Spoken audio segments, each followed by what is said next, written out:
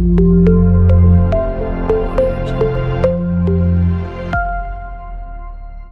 morning, students. So coming to the first topic, that is the Nernst equation. Okay, Nernst, okay, he was the father of what you call thermochemistry, and he got the Nobel Prize actually in the year 1920 for his work on thermochemistry, and he has a contribution regarding this thermodynamics, and we had a well-known equation correlating chemical energy and electrical potential of a galvanic cell, and it is also said that the Gibbs free energy, okay, is nothing but the negative value of the maximum electrical work done. Okay, so if at all you ask the maximum electrical work done for a galvanic cell, we just have to give the formula delta G is equal to minus NF E cell, which we have undertaken in the +2 level. And if at all we want to calculate the maximum work done at standard condition, so at standard condition delta G naught is equal to minus NF E naught cell, where E naught is the EMF at a standard condition. So these are the two equations which we are going to use for our Nernst equation derivation. Let us come to the Nernst equation. And before that, okay, we need to understand why is that actually we require this Nernst equation, and this Nernst equation was like what you call been explained in the +2 level, but most of the students would have not derived this Nernst equation. So using this Nernst equation, we can find out the cell potential at a non-standard condition. The basic purpose of this Nernst equation is to calculate the cell potential at a non-standard condition. And secondly, this Nernst equation relates cell potential to the reaction coefficient. Okay, so this is the reaction coefficient, where log Q is nothing but a log concentration of products by concentration of reactants. Okay, so this actually log reaction coefficient is nothing but the concentration of the product by concentration of the reaction. So this Nernst equation gives a correlation between the cell potential and the reaction coefficient, and using this Nernst equation we can determine the equilibrium constant for any of the reaction. So these are the basic what you call advantages of deriving a Nernst equation. So let us start the derivation of the Nernst equation. So to start this Nernst equation, we have to start with the Van't Hoff reaction isotherm, which states that delta G is equal to delta G naught plus RT ln Q. So this we call it as Van't Hoff's reaction isotherm. So this equation is the base for the Nernst equation. So we know that the maximum work done by a galvanic cell can be given by the formula delta G is equal to minus NF E cell. And also we told that at standard condition delta G is equal to minus NF E naught cell. So we are going to substitute these two formulas in this Van't Hoff reaction isotherm. So on substituting in these formula, okay, in the Van't Hoff reaction isotherm, we can start deriving the Nernst equation. So delta G is equal to delta G naught plus RT ln Q, and since we know that delta G is nothing but minus NF E cell. Okay, so this is the maximum electrical work done at non-standard condition, and delta G naught is the electrical work done at standard condition, which I can write as minus NF E naught cell plus R T natural log into reaction coefficient. Divide by minus NF. To this equation, we are going to divide by minus NF value. On doing so, I can just write minus NF E cell by minus NF is equal to minus NF E naught cell by minus NF. Again, by RT ln Q, just again divide by minus NF. Simple substitution, okay. Just nullifying this NF actually on the left hand side and right hand side. I finally get the cell potential, that is E cell at a non-standard condition. So, I can write as E cell is equal to E naught cell minus RT by NF ln Q.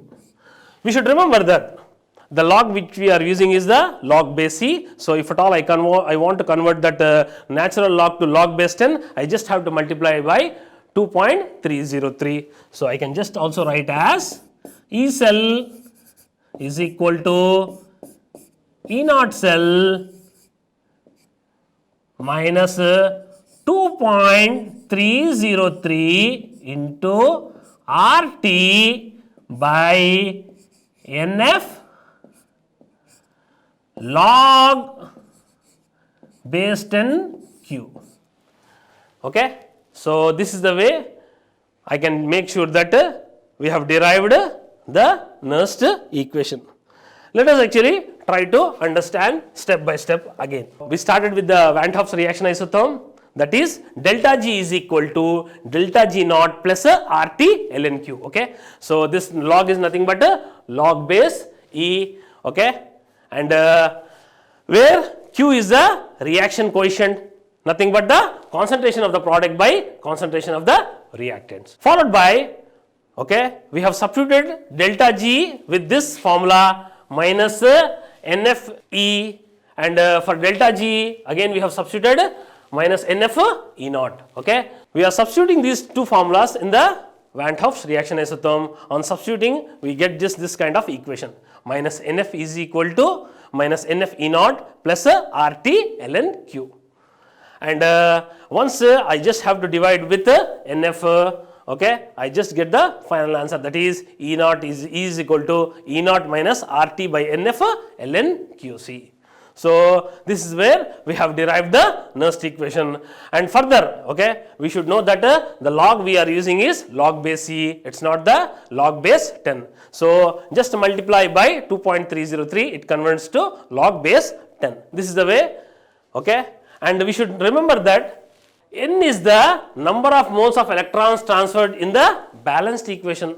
We are going to take up some examples where we will understand how many electrons are transferred from one half cell and how many electrons are accepted on the other half cell. N refers to the number of mole of electrons transferred in the balanced equation, and F is the Faraday's constant whose value is exactly 95484.56 coulomb per mole. Okay, and this R is nothing but the ideal gas constant. Okay, so which we have taken in the intermediate level, and whose value is 8.314 joule per Kelvin. And temperature should be always taken in Kelvin. Okay, we cannot take it in degree centigrade. So you just have to convert the degree centigrade by 273.1 to make it to Kelvin. So by doing so, okay, we will be getting this value. Okay, E is the cell potential at non-standard condition, and E naught is the cell potential at standard state condition. Okay, a standard state conditions of okay 298 Kelvin and 1 atmosphere, and when we substitute the value R with 8.314 and temperature, okay, with 298 Kelvin, okay, and the Faraday of 96500 coulomb. Okay, okay, instead of taking the previous value of 948, okay, so we are just going with 96500 coulomb. So we finally get up this 0.0591 by 6. Okay, and this is the final Nernst equation with log base 10. Okay. So where Q is the reaction coefficient, okay, where concentration of the product by concentration of the reactants. So this is where we have derived the Nernst equation. Okay.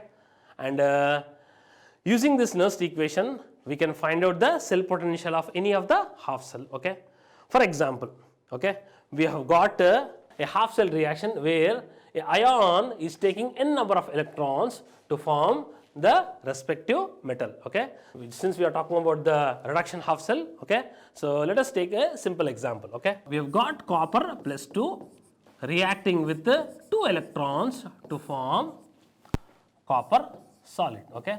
So this half cell reaction actually can be easily made, okay, where copper actually has a tendency to gain electrons. Okay. So we have got actually copper plus 2 converted to copper 0. Okay. Shooting Nernst equation, we can find out the cell potential of this reaction or this half cell at a non-standard condition. Let us try to understand. Okay. So again, let me start the Nernst equation. E is equal to E naught cell minus 0.0591 by N log products by reactants. Okay. So this is nothing but the log QC. If at all I want to know the cell potential of this reaction at a non-standard conditions. Okay. Okay. So I can just use and from this previous experience we know that this half cell reaction has got a value of plus 0.34. Okay. So this 0.34 volts is the half cell reaction for the copper ion converted into copper solid.